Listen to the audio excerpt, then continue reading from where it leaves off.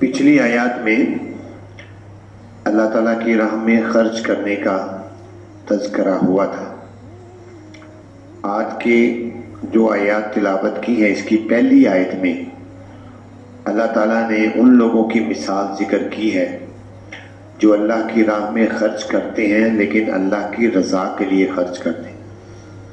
تو فرمایا مثال ان لوگوں کی جو خرچ کرتے ہیں اپنے مالوں کو ابتغاء مرضات اللہ، اللہ کی رضا کو چاہنے کے لیے، وتثبیتا من انفسہم، اور ثابت قدم رکھنے کے لیے اپنے دلوں کو، اللہ کی رضا کہ اللہ ہم سے راضی ہو جائے اس لیے خرچ کرتے ہیں، دلوں کی ثابت قدمی کہ ہمارے دلوں سے بخل نکل جائے، کنجوسی نکل جائے اور اللہ کی راہ میں ہم خرچ کرنے والے بن جائیں۔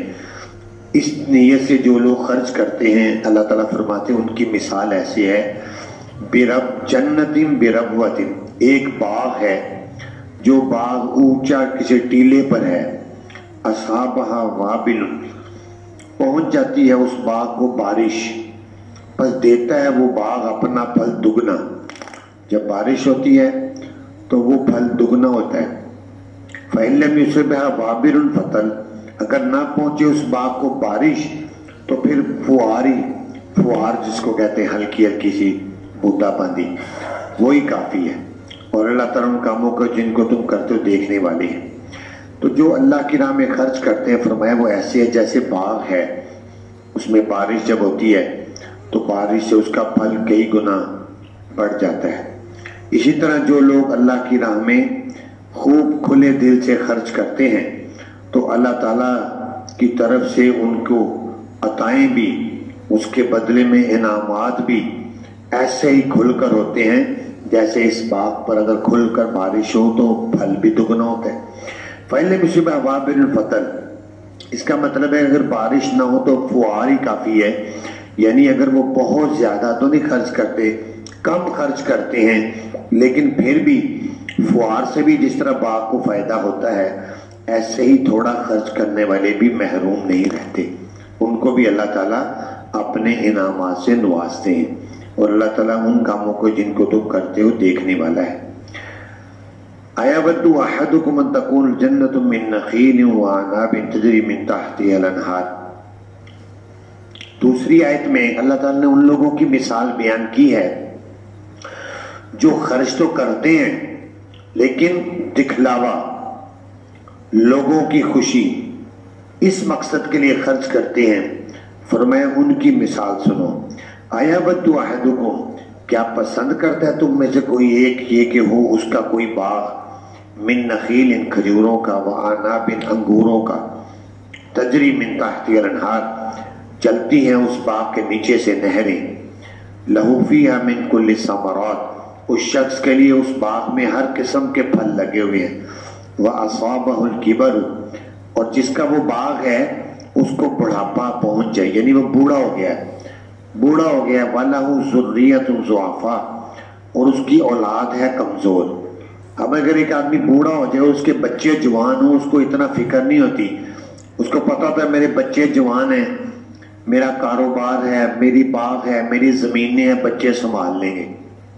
اگر ایک آدمی بوڑھا ہے اور اس کے بچے چھوٹے چھوٹے ہیں تو پھر اس کو فکر لاحق ہوتی ہے کہ کون سنبھالے گا، تو ابھی بچے بھی چھوٹے ہیں، خود بھی بوڑھا ہے کہ دوبارہ محنت بھی نہیں کر سکتا، اب ہوا کیا، چونکہ دکھلاوے کے لیے کرتا تھا، فَأَصَابَهَا إِعْصَارٌ فِيهِ نَارٌ، پس پہنچ گیا اس باغ کو ایک پگولا، فِيهِ نَارٌ، اس میں آگ تھی، آگ کا پگولا آیا، فَاحْتَرَقَتْ، تو اس نے اس باغ کو جلا کر رکھ دیا۔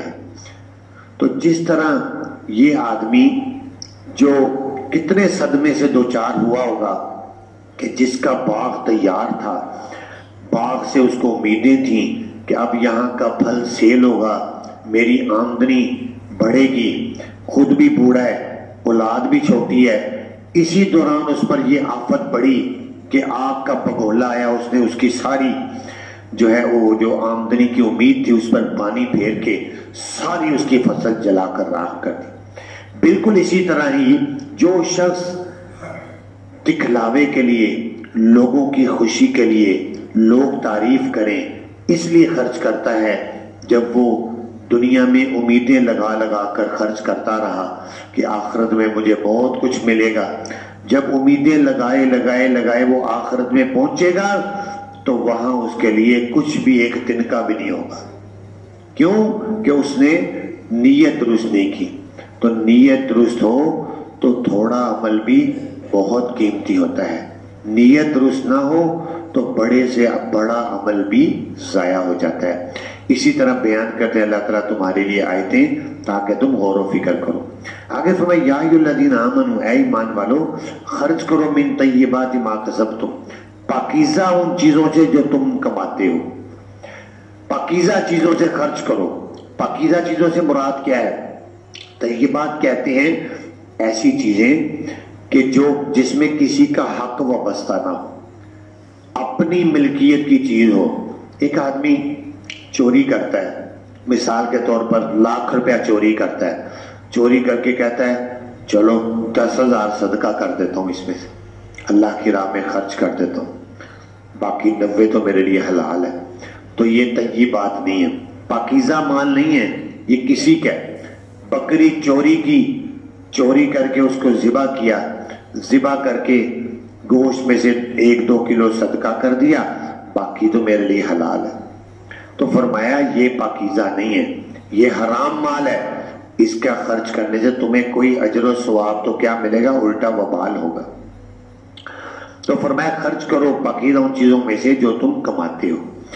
اور نبی پاک صلی اللہ علیہ وسلم نے ارشاد فرمایا کہ اگر تم نے حرام مال کمایا اور رشوت کا فرض کریں سود کا مال ہے، دھوکہ دے کر کمایا ہے، تو ایسے مال کا ایک لقمہ بھی جو شخص کھاتا ہے 40 دن کے لیے اس کی نمازیں قبول نہیں ہوتی، اتنا برا اثر ہے۔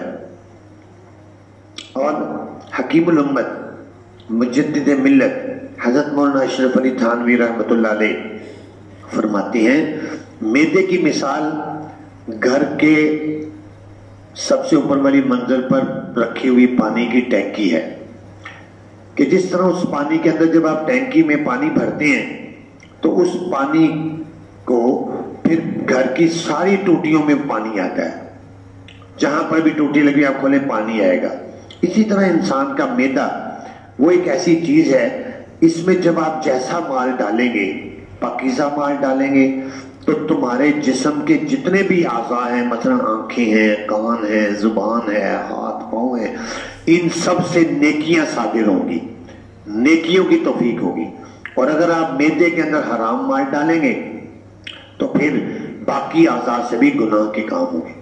اس کا بڑا اثر ہوتا ہے نیک اعمال پر، جتنا رزق حلال انسان کھاتا ہے اتنا ہی اس کو نیک اعمال کی توفیق ہوتی ہے۔ یہی وجہ ہے 18ویں پارے میں اللہ تعالیٰ نے اپنے پیغمبروں کو حکم دیا یا ایھا الرسول کلوا من الطیبات واعملوا صالحا، اے پیغمبروں پاکیزہ مال کھاؤ اور نیک عمل کرو۔ بزرگان دین فرماتے ہیں ان دونوں چیزوں کو اکٹھا ذکر کر کے اللہ تعالیٰ نے اشارہ کیا کہ پاکیزہ مال کھانے سے نیک عمل کی توفیق ہوتی ہے۔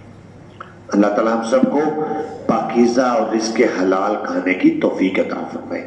فرمایا خرچ کرو وہ پاکیزہ مال جو تم نے کمایا ہے، وَمِمَّا أَخْرَجْنَا لَكُم مِّنَ الْأَرْضِ، اور اس سے بھی خرچ کرو جو نکالا ہے ہم نے تمہارے لیے زمین سے۔ زمین سے کیا نکلتا ہے؟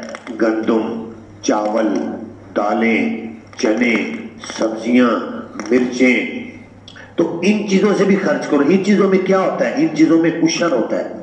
عشر کہتے ہیں 10ویں حصے کو۔ فرض کریں کسی کے 1 من ہوئی ہے سبزی یا پیاز، یا تو 1 من میں سے اس کا 10واں حصہ یعنی 4 کلو، 40 میں سے 10واں حصہ 4 کلو ہوتا ہے، عشر اس کو کہتے ہیں عربی میں، تو 10واں حصہ دینا ہوتا ہے۔ لیکن یہ ان زمینوں کا حکم ہے جس میں بارش ہوتی ہے اور بارش سے زمین سیراب ہوتی ہے۔ کچھ زمینیں ایسی ہوتی ہیں کہ لوگوں نے اپنے ٹیوب ویل لگائے ہوتے ہیں، خود بور کر کے پانی استعمال کرتے ہیں، ان میں نصف عشر ہوتا ہے۔ نصف عشر کا مطلب 20واں حصہ۔ 1 من سبزی ہوئی ہے، 1 من پیاز ہوا ہے، اس میں 2 کلو پیاز اللہ کی راہ میں دینا ہوتا ہے۔ تو اللہ تعالیٰ فرما رہے ہیں ان چیزوں میں سے خرچ کرو جو اللہ نے تمہیں دی ہیں زمین میں۔ وَلَا تَيَمَّمُوا الْخَبِيثَ مِنْهُ تُنْفِقُونَ وَلَسْتُمْ بِآخِذِيهِ إِلَّا أَن تُغْمِضُوا فِيهِ، اور نہ ارادہ کرو گھٹیا اور ردی چیز کا۔ خبیث کہتے ہیں گھٹیا ردی چیز، ایسے جو دانے گندم کے اچھے اچھے تھے سارے اٹھا لیے، اور جو ایسے دانے گندے مندے رہ گئے وہ اٹھا کر صدقہ کر دیے۔ جو پیاز اچھا تھا اس کو اٹھا لیا، جو خراب تھا اس کو صدقہ کر دیا۔ اللہ تعالیٰ فرماتے ہیں نہ ارادہ کرو گھٹیا چیز کا، ردی چیز کا، اس سے خرچ کرتے ہو تم اللہ کے راہ میں گھٹیا چیز، وَلَسْتُمْ بِآخِذِيهِ، اور نہیں ہو تم خود اس کو لینے والے، مگر یہ کہ تم آنکھیں بند کر لو اس میں۔ اگر تمہیں کوئی گھٹیا چیز دے کیا تم لینا پسند کرو گے؟ جیسے ہم ریڑی پر کے بھی کھڑے ہو کر سیب لیتے ہیں، تو اگر کوئی آدمی دکان ریڑی والا 2 سیب صحیح ڈالے اور 2 سیب گلے سڑے ڈال دے تو ہم لینا پسند نہیں کریں گے، ہم کہیں گے بھائی ہم نے تجھے پیسے کوئی خراب دیے، صحیح سیب دو۔ تو فرما رہے اللہ تعالیٰ جب تمہیں اللہ تعالیٰ نے پیداوار زمین کی دی ہے تو گھٹیا اور ردی چیز نہ دو۔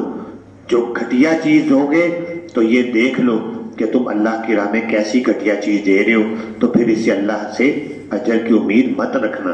وَاعْلَمُوا أَنَّ اللَّهَ غَنِيٌّ حَمِيدٌ، جان لو، آخر میں جو جملہ آتا ہے نا اس کا پوری آیات کے ساتھ تعلق ہوتا ہے۔ فرمایا جان لو بے شک اللہ بے نیاز ہے۔ غنیٌ کا معنی اس کو تمہارے صدقے خیرات کی ضرورت نہیں، وہ بے نیاز ہے، اس کے پاس خزانے خزانے ہیں۔ حمیدٌ وہ تعریفوں والا ہے، اور تم جو خرچ کرو گے اس میں تمہارا فائدہ ہے۔ تو اللہ تعالیٰ سے دعا ہے اللہ تعالیٰ ہمیں قرآن کو سمجھنے کی اور اس پر عمل کرنے کی توفیق عطا